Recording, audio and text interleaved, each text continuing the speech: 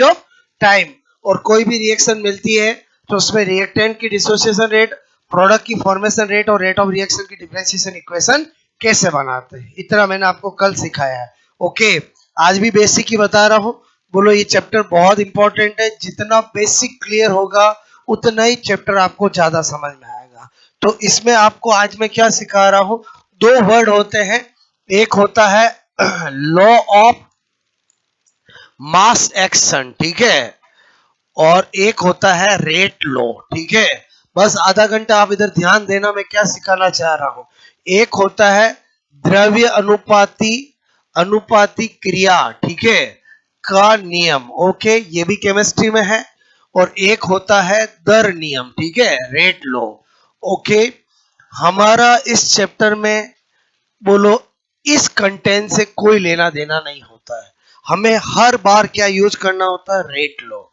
तो पहले तो हमें यह पता होना चाहिए कि लॉ ऑफ मास एक्शन क्या होता है और रेट लो क्या होता है, और कभी कभी इसकी जरूरत भी हमें क्यों पड़ जाती है, वो मैं आपको बहुत सारे क्वेश्चंस कराऊंगा तो पता चलेगा। तो पहला अपना काम क्या कि भाई बोलो, एक तरफ लिख रहा हूं मैं, बोलो लॉ ऑफ मास एक्शन, ठीक है।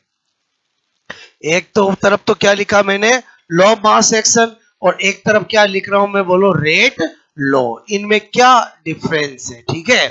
तो एक है दरोनुपाती क्रिया का नियम और एक है दर नियम, ओके। हमारा इस चैप्टर में किससे लेना देना होगा, रेट लॉ से। बट इसका भी नॉलेज होना चाहिए, क्योंकि कभी कभी सिचुएशन ऐसी फंस जाती है एग्जाम में कि इससे रिलेटेड इंफॉर्मेशन नहीं मिले, तो क्वेश्चन इससे भी निकालना आना चाहिए, क्लियर। बट अगर इसकी इंफॉर्मेशन है तो इससे ही करेंगे, वो आपको मैं अभी सिखाऊंगा। तो सबसे पहले तो ये क्या कहता है, ये कोई भी रिएक्शन होती है उस पर डायरेक्ट लगाया जाता है, और ये किसी भी रिएक्शन पे डायरेक्ट नहीं लगाया जाता, उसकी मैकेनिज्म की स्लो स्टेप पे लगाया जाता है। पहला डिफरेंस क्या है, बोलो ये है, मैंने कहा डायरेक्ट डायरेक्ट रिएक्शन, बोलो रिएक्शन पर लगाया लगाया लगाया जाता है, अप्लाइड ऑन डायरेक्ट रिएक्शन। क्या लिखा मैंने, बोलो applied on direct reaction, clear. और ये वाला जो है वो किसी भी रिएक्शन पे डायरेक्ट नहीं लगाया जाता, उस रिएक्शन की मैकेनिज्म की स्लो स्टेप पे लगाया जाता, क्लियर। तो मैंने कहा ये है रिएक्शन, ठीक है, बोलो की मैकेनिज्म, बोलो मैकेनिज्म, मैकेनिज्म, मैकेनिज्म मतलब क्या, बोलो क्रिया विधि, ठीक है। बोलो कि slow step, slow step, slow step का मतलब क्या होता है, धीमा पद। स्लो स्टेप का मतलब क्या, धीमा पद, ठीक है। बोलो पर लगाया लगाया जाता है, क्लियर। सबसे मेन चीज तो आपको समझ में आई, बोलो ये किस पे लगाया जाएगा, डायरेक्ट रिएक्शन पे। ये किस पे लगाया जाएगा, रिएक्शन की मैकेनिज्म की स्लो स्टेप पर लगाया जाएगा, क्लियर। अगर आपको कोई रिएक्शन उसकी मैकेनिज्म दे रखी है, तो अगर 3 स्टेप है तो एक स्टेप स्लो होती है, वो ब्रैकेट में लिख रखा होता है फास्ट स्लो फास्ट, ऐसे, क्लियर। उसकी टेंशन आपको नहीं लेनी है, हमें कैसे पता चलेगा स्लो कौन सी है फास्ट कौन सी है। बहुत सारों के दिमाग में तो यही टेंशन चालू हो गई, टेंशन बिल्कुल भी नहीं लेनी है, स्लो फास्ट लिखा हुआ रहता है, बोलो देख के पता नहीं चलता है, क्लियर। अच्छा, सपोज दैट ये हमें पता चल गया। दूसरा पॉइंट क्या बता रहा हूं यहां पर समझना, ये क्या कहता है, इसका स्टेटमेंट क्या है। तो मैंने कहा ये कहता है रेट ऑफ रिएक्शन, ठीक है, rate of reaction directly proportional to active mass, ठीक है, एक्टिव मास ऑफ रिएक्टेंट्स, ठीक है। क्या कहता है, बोलो रिएक्टेंट इन रिएक्शन, क्योंकि ये तो डायरेक्ट रिएक्शन पे लगाया जाएगा, बोलो बोलो डायरेक्ट किस पे लगाया जाएगा, रिएक्शन पे। तो मैंने कहा यहां पर according to law of mass action, ठीक है। बोलो क्या लिखा मैंने, दरो अनुपाती क्रिया के नियम के अनुसार, बोलो क्या बोला, अभिक्रिया की दर, अभिक्रिया की दर, बोलो यही है rate of reaction is directly proportional to active mass of reactant in reaction. मतलब अभिक्रिया में बोलो क्रियाकार को क्रिया कारकों के सक्रिय द्रव्यमान, ठीक है, सक्रिय द्रव्यमान, ठीक है, क्या है बोलो, डायरेक्टली प्रोपोर्शनल। क्लियर? इसका मतलब हुआ अगर मुझे लगाना है, सपोज दैट मेरे पास A plus B change of C plus D है। क्लियर? और मुझे क्या लगाना है, लॉ ऑफ मास एक्शन। क्या लगाना है, लॉ ऑफ मास एक्शन। तो मैं क्या करूंगा, बोलो मैं क्या करूंगा, लॉ ऑफ मास एक्शन की तरफ बता रहा हूं तो वही लगाऊंगा, मैं करूंगा रेट ऑफ रिएक्शन, ठीक है। बोलो is directly proportional to active mass of A and active mass of B. ये रिएक्शन में ये रिएक्टेंट, ये प्रोडक्ट है, और बोलो ये रिएक्टेंट है और ये प्रोडक्ट है। एक्टिव मास को कैसे लिखा जाता है, ब्रैकेट में लिखा जाता है। क्लियर? ये किसने कहा, ये किसने कहा, लॉ ऑफ मास एक्शन। अब रेट लॉ क्या कहता है, ठीक है, बोलो मैंने कहा अकॉर्डिंग टू रेट लॉ, ठीक है। रेट लॉ क्या कहता है, दोनों बिल्कुल सेम बात कहते हैं, ठीक है, बस लगाने का तरीका आपको आना चाहिए। बोलो ये कहता है rate of reaction, rate of reaction is directly proportional to active mass of reactant in slow step of mechanism. क्या बोलता है, बोलो आपसे मैं कह रहा हूं active mass of reactant in slow step of mechanism. क्या बोला, समझ में आया? क्योंकि पहले ही बता दिया कहां लगाया जाता है, मैकेनिज्म पर लगाया जाता है। क्लियर? बोलो ये जो इसका स्टेटमेंट है, बोलो क्या है, अभिक्रिया की दर। क्लियर? डायरेक्टली प्रोपोर्शनल टू क्या लिखा मैंने, बोलो क्रिया विधि के धीमे पद के क्रियाकार को के सक्रिय द्रव्यमान के क्या है, ये समानुपाती। क्लियर? ओके, अगर मैं इसका एग्जांपल लूं, सपोज दैट मैंने लिया A plus B change of C plus D. Clear? और मैंने दिया आपको इसकी मैकेनिज्म। क्लियर? क्या दी, मैकेनिज्म। मैंने कहा half A plus half B change of C plus half D. Clear? मैंने लिख दिया, बोलो फास्ट। क्या लिख दिया, बोलो fast. Clear? A plus half B, बोलो मैंने लिख दिया हाफ C प्लस, बोलो डी, और मैंने लिख दिया स्लो। क्या लिख दिया, बोलो स्लो। मैंने लिख दिया हाफ A प्लस बी, बोलो आपको लिखा यहाँ पर C प्लस हाफ डी। ये सब चीज हमारे बस में नहीं, ये प्रैक्टिकल चीज है। मतलब ये आपको दिया हुआ हो, जो दिया हुआ उसको मानना है, ये कैसे आया ऐसा नहीं सोचना है। क्लियर? यहाँ पर क्या लिखा हुआ होगा, फास्ट। अब मुझे क्या लगाना, रेट लो। क्या मैं लगा सकता हूँ कि नहीं लगा सकता हूँ, बोलो। अगर मैं ये हटा दूं और मैं ये दूं, इस पे रेट लो लगा सकते हो क्या, नहीं लगा सकते। क्लियर? क्योंकि रेट लो तभी लगाया जा सकता है जब किसी रिएक्शन की मैकेनिज्म की स्लो स्टेप मुझे मिले। क्लियर? हाँ, अब मैं लगा सकता हूँ बिंदास। कैसे लगाऊंगा, इधर ध्यान दो। यहां पर मैं करूंगा, बोलो रेट ऑफ रिएक्शन, बोलो डायरेक्टली प्रोपोर्शनल करूंगा। मुझे किससे लेना देना है, बोलो, और किससे लेना देना है, मैकेनिज्म की स्लो स्टेप में। उसमें भी किससे लेना देना, रिएक्टेंट से कि प्रोडक्ट से, रिएक्टेंट से। क्लियर? तो क्या करूंगा, ए ओके, और बोलो बी ओके। मोल हमेशा क्या बनते हैं, पावर बनते हैं। पहले बताओ ये क्या लगाया, रेट लो। ये क्या लगाया, लॉ ऑफ मास एक्शन। अंतर समझ में आया दोनों में? लॉ ऑफ मास एक्शन कहाँ लगाया जाता है, डायरेक्ट रिएक्शन पे, और रेट लॉ कहाँ लगाया जाता है, रिएक्शन की मैकेनिज्म की स्लो स्टेप में। क्लियर? और जब हम रेट लो लगा लेते हैं तो ये जो आता है, यहीं से ऑर्डर डिसाइड की जाती है। ऑर्डर ऑफ रिएक्शन, ऑर्डर क्या होता है, बोलो किसी भी, बोलो रेट लो के प्रायोगिक ये जो मान आता है, इसमें जितने भी रिएक्टेंट होते हैं उनकी पावर का सम, मतलब घातों का योग। तो अगर मुझे कोई ये पूछे कि इस रिएक्शन का ये सब कुछ दे रखा है, इसकी ऑर्डर क्या होगी, तो बताओ इस फ्लो स्टेप से ये लगा सकता हूँ, ये लगा सकता हूं, तो पावर ऐड कर सकता हूं। कितनी होगी, बोलो 1.5। अरे बोलो 1 प्लस आधा 1.5 होता है कि नहीं होता, बोलो होता कि नहीं होता, बोलो। क्लियर? तो इसकी ऑर्डर क्या होगी, 1.5। तो इसका मतलब ऑर्डर ऑफ रिएक्शन जो होती है एक प्रैक्टिकल वैल्यू है, जो किसी रिएक्शन को देख के नहीं बताई जा सकती है। डाटा मिले तो बता सकता हूं, बात समझ में आए बोलो। हमारा इस चैप्टर में इससे कोई लेना देना नहीं है, हमारे हर जगह क्या काम आएगा, रेट लॉ। फिर भी मैंने गुलबर्ग और वागे का लॉ मास एक्शन क्यों बताया? लॉ मास एक्शन दुनिया में लाने वाला कौन? गुलबर्ग और वागे। किसका नाम है साइंटिस्ट का? कोई हीरो या विलन का नाम नहीं है, गुलबर्ग और वागे। नाम सुना कभी नहीं सुना बोलो? लॉ मास एक्शन किसने दिया है? गुलबर्ग और वागे। क्लियर? उन्होंने दिया है, उनका ये हमें कभी कभी जरूरत पड़ेगी। अब मैंने आपको थ्योरी बता दी। क्लियर? अब मैं आपको 4-5 क्वेश्चन करके बताऊंगा कि कब हमें कौन सा यूज में लेना है। बात समझ में आए? कब ऐसी सिचुएशन आ जाएगी जब हमें पता रहेगा कि हम गलत कर रहे, फिर भी टिक करने के लिए हमें उसका यूज करना पड़ेगा। वो सब कुछ सिचुएशन और ऑप्शन पे डिपेंड करता है। क्लियर? तो एक बार आपको दो वर्ड समझ में आए बोलो, लॉ मास एक्शन और रेट लॉ।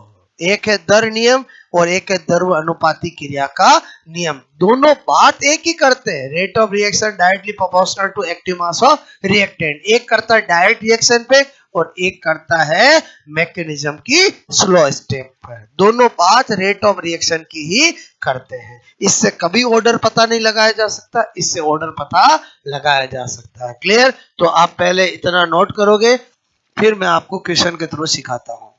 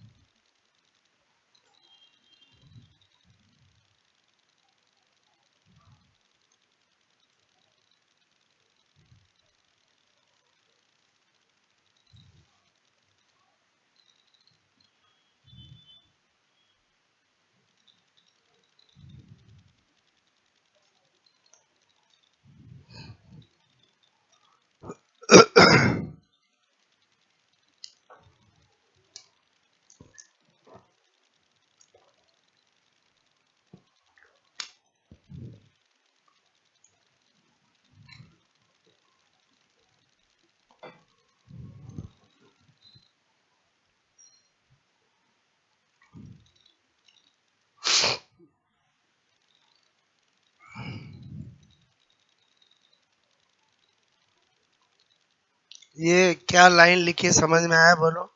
ये अप्लाइड ऑन डायरेक्ट रिएक्शन, ये applied on slow step of mechanism of reaction. Clear?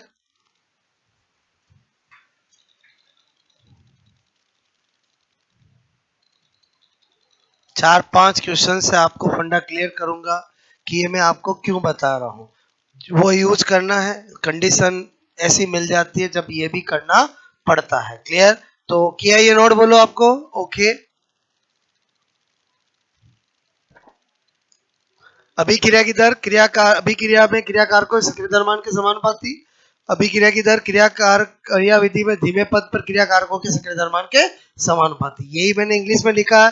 Rate of reaction is directly proportional to active mass of reactant in reaction. Rate of reaction is directly proportional to active mass of reactant in slow step of mechanism of reaction. ठीक है?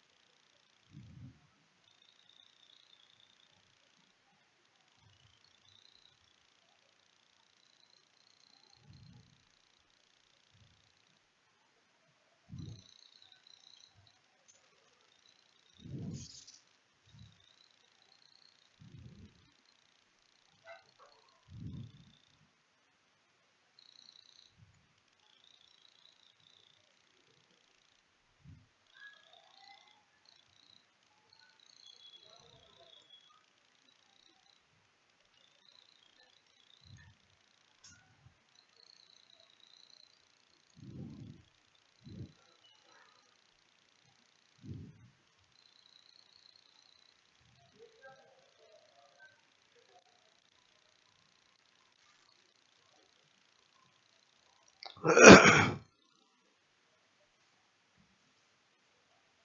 गया बोलो।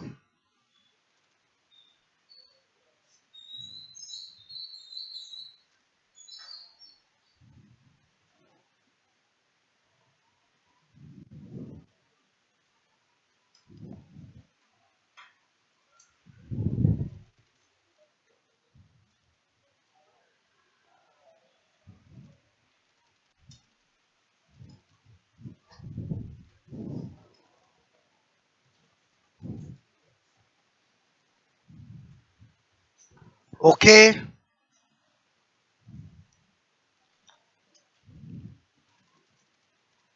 4-5 question करा रहा हूं, उससे आपको पता चलेगा कि ये मैं क्या सिखाना चाह रहा था आपको। क्लियर? ये क्या बताया ये तो पता चल गया आपको, ठीक है।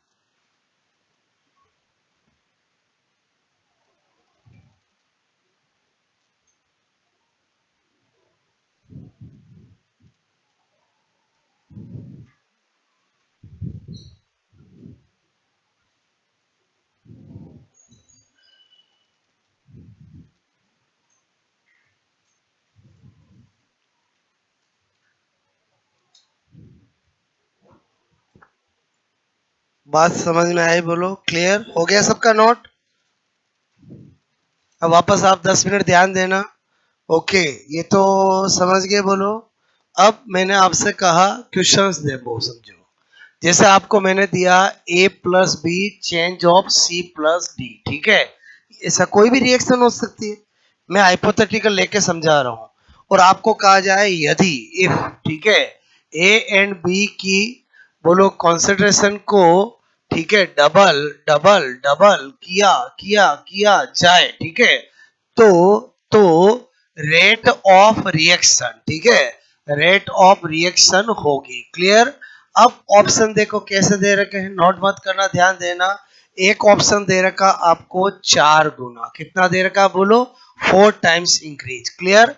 एक दे रखा है आपको 8 गुना, ठीक है।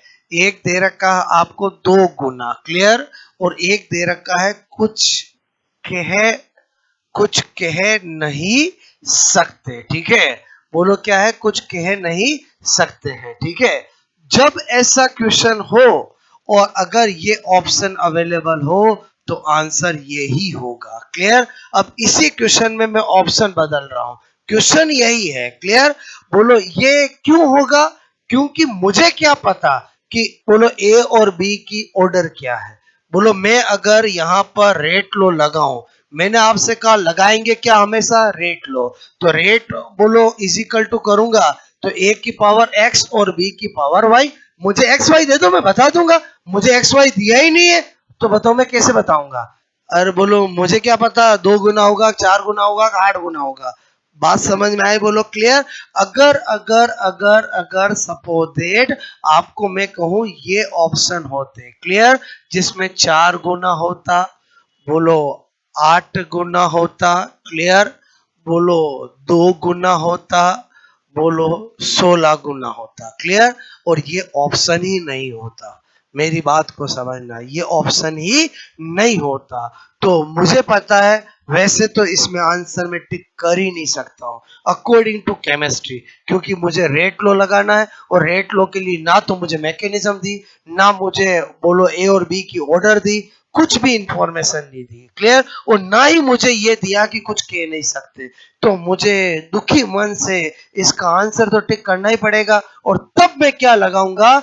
लॉ ऑफ मास एक्शन लगाऊंगा। तब क्या लगाऊंगा? Law of mass action. और अगर मैं लॉ ऑफ मास एक्शन लगाता हूं तो मैं क्या करूंगा? रेट बोलो इज डायरेक्टली प्रोपोर्शनल टू ए और डायरेक्टली प्रोपोर्शनल टू बी। और इसको किया 2 टाइम्स और इसको भी किया 2 टाइम्स, तो मेरी रेट कितने टाइम्स हो जाएगी? बोलो 4 टाइम्स। क्या हो जाएगी? 4 गुना। और मैं टिक कर दूंगा। बोलो अगर मैं कहूं रियलिटी ऑफ केमिस्ट्री, आंसर इसमें है ही नहीं। लेकिन कभी कभी मैंने क्या कहा कि जब ये है ही नहीं और एक टिक करना ही है तो हमें क्या करना पड़ेगा? बोलो लॉ ऑफ मास एक्शन से करना पड़ेगा। हमारी फर्स्ट प्रायोरिटी कभी भी लॉ ऑफ मास एक्शन नहीं होगा, वो सिचुएशन हमें बताएगी। अब इसी क्वेश्चन को मैं आपको बदलता हूं। क्लियर? समझना, मैंने कहा A plus B change of C plus D, ठीक है। और मैंने कहा यदि ए एंड बी की ऑर्डर, ठीक है, order order order order order order मतलब कोटि, क्लियर, क्रम से, बोलो क्रम से 1 और 2 है, ये मुझे गिवन है, क्लियर, ओके, बोलो कितना है 1 और 2 है, ओके। यदि है तथा तथा तथा मैंने कहा एंड ए एंड बी की, बोलो कॉन्सेंट्रेशन को डबल डबल डबल डबल मतलब समझ गए, 2 गुना, क्लियर, किया जाए, ठीक है। तो तो rate of reaction, rate of reaction, rate of reaction अभिक्रिया की दर होगी, क्लियर। इस बार वापस ऑप्शन दे रहा हूं, पहला ऑप्शन वही 2 गुना, दूसरा ऑप्शन 4 गुना, तीसरा ऑप्शन 8 गुना और चौथा ऑप्शन कुछ कह नहीं सकते, क्लियर, कुछ कह नहीं सकते, क्लियर। क्या इस बार में बोलो ये टिक कर सकता हूं क्या? बिल्कुल भी नहीं, क्योंकि इस बार मुझे एग्जैक्ट इंफॉर्मेशन उसने दी है। वो आपको कह रहा है कि रेट लॉप अब आप बिंदास से लगाओ, आपको उसने बोल दिया है कि बोलो रेट इज इक्वल टू, बोलो rate directly proportional to A की पावर एक्स और बी की पावर वाई, और एक्स और वाई उसने दे दिया है। एक्स कितना दिया है बोलो, एक्स कितना दिया 1 और वाई कितना दिया 2, इसका मतलब rate is equal to directly proportional to A की पावर 1 और बी की पावर 2, ए दिया डबल किया है, ओके, बोलो ये डबल, बी भी डबल किया है, ओके, बोलो कितना हो जाएगा 2 इंटू 4 कितना हो जाएगा 8 गुना। तो इस बार ना 4 गुना होगा ना कुछ कह नहीं सकते होगा, क्या होगा 8 गुना। क्या सिखाना चाह रहा हूं समझ में आया कि आपको क्या कैसे करना है? बोलो ये वाला जो केस है, ये वाला, ये आपको कब करना है? जब आप पूरी तरह से फंस जाओ। फंस जाओ मतलब समझ में आया कि आपको इंफॉर्मेशन भी नहीं दी और ये भी ऑप्शन नहीं दिया, तब आपको क्या लगाना है? Law of mass action. बाकी आपकी फर्स्ट प्रायोरिटी कभी भी लॉ ऑफ मास एक्शन की नहीं होनी चाहिए, क्योंकि केमिकल काइनेटिक में कभी भी लॉ ऑफ मास एक्शन नहीं लगाया जाता है, रेट लो ही लगाया जाता है। और रेट लो और लॉ मास एक्शन कभी कभी समटाइम सेम ही होता है। बोलो सेम ही होता मतलब समझ जाओ, अगर मैं बोलता ए और बी की ऑर्डर 1 1 है तो लॉ मास एक्शन लगाऊं या रेट लो लगाऊं, आंसर सेम आएगा। क्या हमेशा ऐसा होगा? क्या नहीं। तो इसका मतलब वो लक बाई चांस है कभी राइट हो जाए, वो हमेशा नहीं होगा। क्या बोला मैंने, समझ में आया? बोलो कि ये हम क्यों लगा लेते हैं यहाँ पर, कभी कभी लॉ मास सेक्शन और रेट लॉ का रिजल्ट क्या आता है? सेम आता है। बोलो मेरी बात समझ में आई? बोलो क्लियर। बाकी अगर इसमें ये ऑप्शन होगा तो मैं 4 कभी भी नहीं करूंगा, वो 4 कभी राइट हो ही नहीं सकता। मेरी बात समझ में आई? Law mass section rate law में अंतर समझ में आया कि नहीं आया? बोलो कब कौन सा लगाना समझ में आया? फर्स्ट प्रायोरिटी किसकी? रेट लॉ की। और अगर फंस जाओ तो किसका करना है?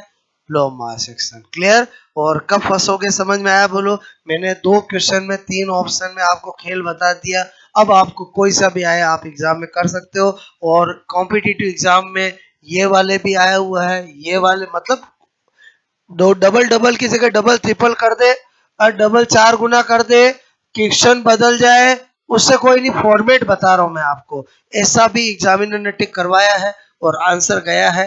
बोलो ये भी होते हुए भी ये भी आंसर गया है, और ये तो आता ही है जो मैंने आपको कराया, ये तो ओरिजिनल क्वेश्चन यही है।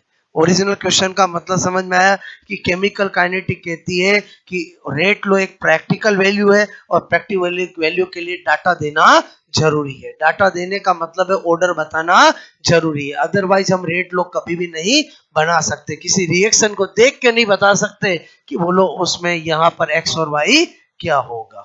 बात समझ में आई? बोलो ये तो मैंने कराया कि आपने बताया? बोलो मैंने। अब आपको मैं पूछूंगा, क्लियर। पहले आप नोट करो, फिर आपकी अग्नि परीक्षा लेता हूँ, ठीक है।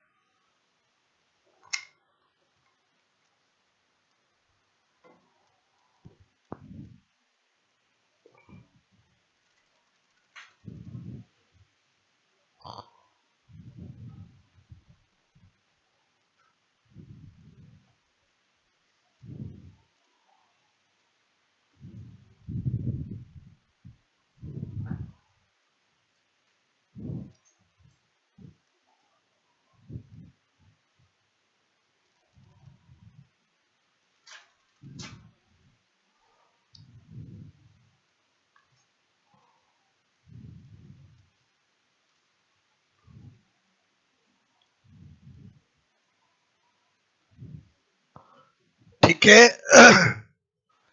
इसी क्वेश्चन के ये ऑप्शन हो तो ये, और ये हो तो बोलो ये। ठीक है,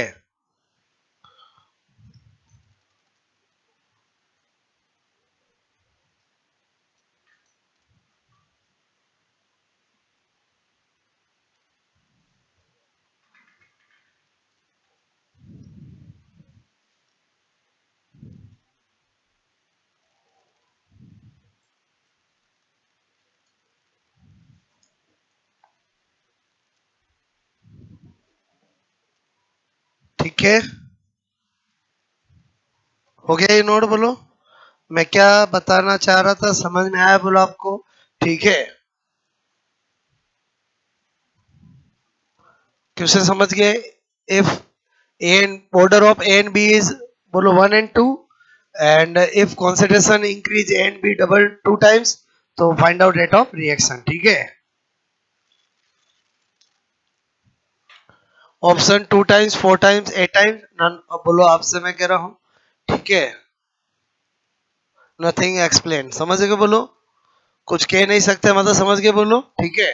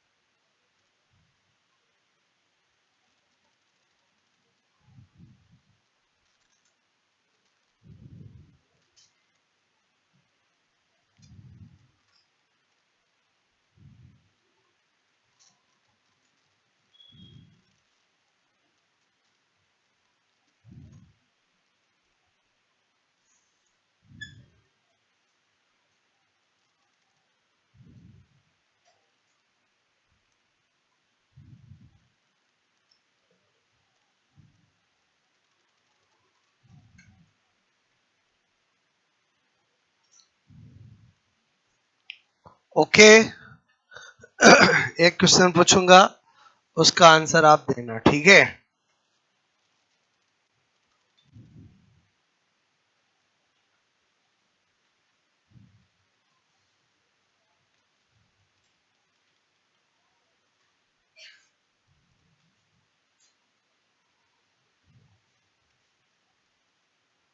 पूछो, बताओगे? ठीक है, हो गया ये नोट? बोलो हो गया? ओके, मैंने कहा क्वेश्चन नंबर 3। क्वेश्चन नंबर 3 है आपका, सपोज एंड मैंने दिया N2 3S2 change of 2NS3। ठीक है, यदि N2 एंड H2 की कॉन्सेंट्रेशन को, ठीक है, क्रम से मैंने कहा 3 और 2 गुना, ठीक है, कर दिया जाए तो रेट ऑफ रिएक्शन अभिक्रिया की दर होगी। क्लियर? ये है अपना क्वेश्चन। ठीक है, बात समझ में आए बोलो? अब ऑप्शन दे रखा आपको 12 गुना, ठीक है, एक दे रखा है 24 गुना, ठीक है, बोलो एक दे रखा है आपको सपोजिट, ठीक है, 48 गुना, ठीक है, ओके। और एक दे रखा है सपोजिट 16 गुना। ठीक है, अब आपको ऑप्शन ही है दिए, क्वेश्चन ये दिया, बताओ क्या होगा आंसर?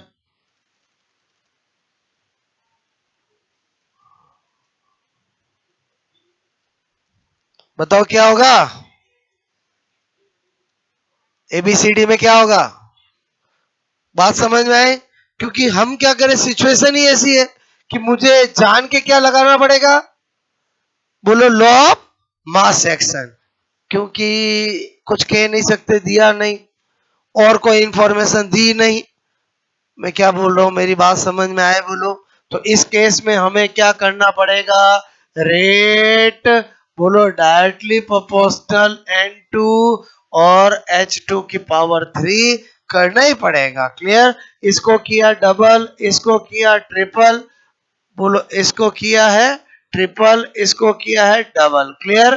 अरे हो जाएगा नहीं हो जाएगा बोलो? तो आपको मैंने कहा 2 की पावर 3 का मतलब क्या होता है? 6 के 8, 8 और 8 और 3 कितना हो गया?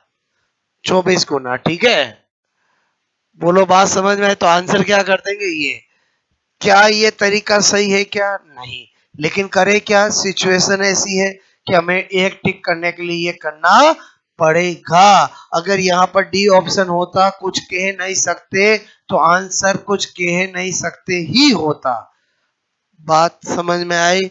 बट एग्जाम में ऐसा आ जाता है तो उस समय आपको क्या करना समझ में आया बोला आपको? क्लियर?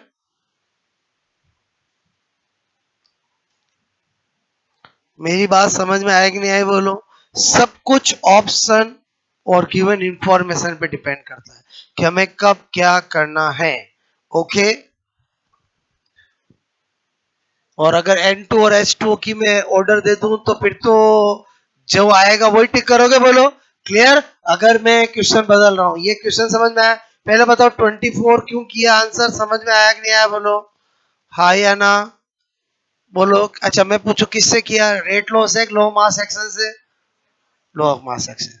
हमारी करने की इच्छा नहीं थी उससे, लेकिन करे क्या, सिचुएशन ऐसी है। क्लियर? अब मैंने जैसे क्वेश्चन आपको दिया नंबर 4 और मैंने कहा आपको सपोजेट CH3 बोलो COO C2H5 H2O CH3COH C2H5OH। Clear? ये मैंने दिया, मेरी बात को समझना। मैं कहूं यदि बोलो CH3COO C2H5 बोलो NH2O की ऑर्डर ऑर्डर क्रम से 1 एंड 0 है। क्लियर? क्या है बोलो? 1 एंड 0 है। ठीक है, तो इनकी कॉन्सेंट्रेशन बोलो दुगुनी दुगुनी दुगुनी दुगुनी दुगुनी दुगुनी मतलब समझ के दोनों की डबल डबल की है। ठीक है, दुगुनी दुगुनी करने पर रेट ऑफ रिएक्शन होगी। क्लियर? ऑप्शन दिया है आपको पहला बोलो 4 गुना, बोलो दूसरा दिया है 2 गुना, तीसरा दिया है 0 गुना, 0 0 0। ओके, और 0, ये 0 और एक कुछ कह नहीं सकते। अग्नि परीक्षा तो वो लेगा आपकी। क्लियर? बताओ आंसर क्या होगा? 2 गुना 4 गुना के 0 कुछ कह नहीं सकते। बताओ, ऑडियंस पोल लेते हैं। किस किस का आंसर डी है? किसका आंसर सी है? हाँ है तो है, हाथ खड़ा करो। Okay, very good. किसका आंसर बी है? ओके, अब देखो जान के मैंने सी ऑप्शन देकर आपको जाल में फंसाया है। ऐसा ही एग्जामिनर करता है और जाल में फंस भी गए। बोलो बात समझे? अगर 60 में से 5 फंस गए तो सोचो हजारों लाखों में कितने फंसेंगे। और बोलो क्लियर? अब इधर ध्यान देना, जैसे ही मैंने देखा ये तो हो ही नहीं सकता। क्लियर? आपने क्या देखा? ये इस बार तो आपको पक्का CH3 CO C2H5 बोलो 1 और H2O की पावर 0 दे रखी है। किसी की पावर 0 का मतलब क्या होता है? 1। किसी की पावर 0 का मतलब क्या होता है? 1। तो ये 1 से मल्टीप्लाई होगा कि 0 से मल्टीप्लाई होगा? 1 से मल्टीप्लाई होगा। इसको कितना किया? दुगुना। ओके, इसको कितना मल्टीप्लाई किया?